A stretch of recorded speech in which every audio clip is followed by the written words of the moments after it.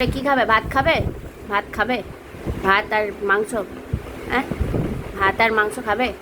চলো, চলো দেবো, চলো। ওদের আপনাদের যাদের যাদের বাড়িতে পেটস রয়েছে এই গরমে, হ্যাঁ, একটু যদি বাড়িতে সেরকম লোকজন থাকে একটু চান করাবেন।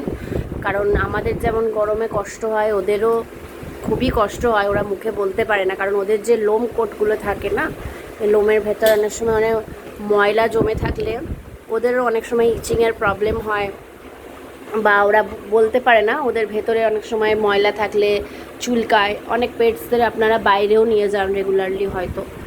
তাদেরকে আমি একটা অ্যাডভাইস করব, গরমে পেটসদের কিন্তু মিনিমাম 1 সপ্তাহ বাদে বাদেই করাবেন।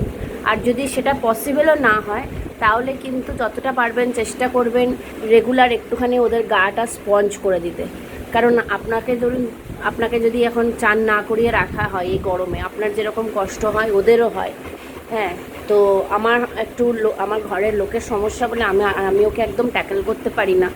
তাই যেদিন যেদিন ওর বাবার ছুটি থাকে সেদিনই করায়।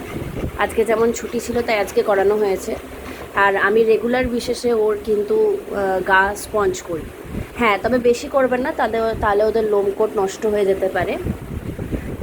তো চলুন, দেখা হচ্ছে আবার নেক্সট ভিডিওতে। এখন আমি খেতে দিই। টাটা বাই মামু, টাটা বলে দাও। Tata, tata.